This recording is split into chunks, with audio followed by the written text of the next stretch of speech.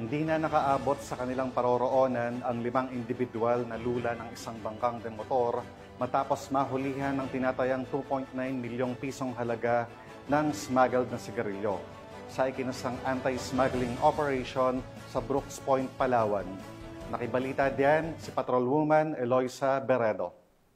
2.9 milyong pesos na halagang umanong smuggled na sigarilyo ang nasamsam at 5 individual ang naaresto sa isinagawang anti-smuggled operation ng 2nd Special Operation Unit Maritime Group Balabac Seaborne Command bandang alas 3 ng madaling araw noong ika-11 ng Agosto taong kasalukuyan sa karagatang sakop ng Barangay Maasin, Brooks Point, Palawan.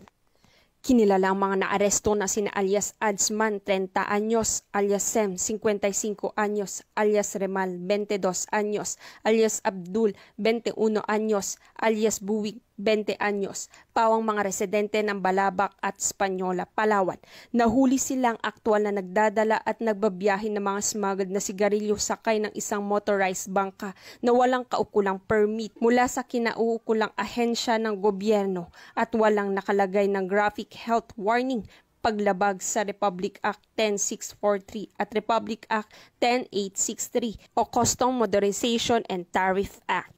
Nasamsam sa operasyon ang humigit kumulang 80 master cases ng New Berlin na sigarilyo na tinatayang nagkakahalaga ng 2,520,000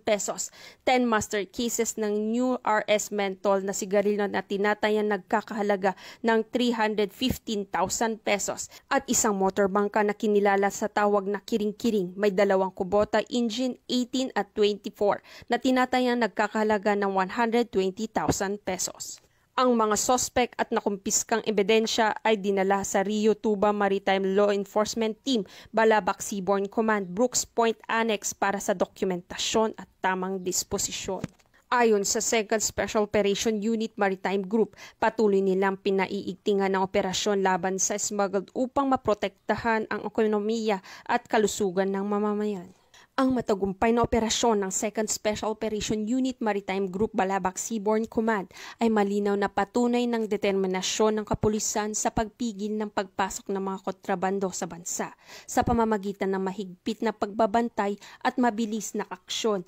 na mapigilan ang pagkalat ng mga produktong walang kaukulang permit at hindi sumusunod sa batas. Patuloy ang panawagan ng otoridad sa publiko na makipagtulungan at magbigay ng impormasyon upang tuluyang masugpo ang smuggling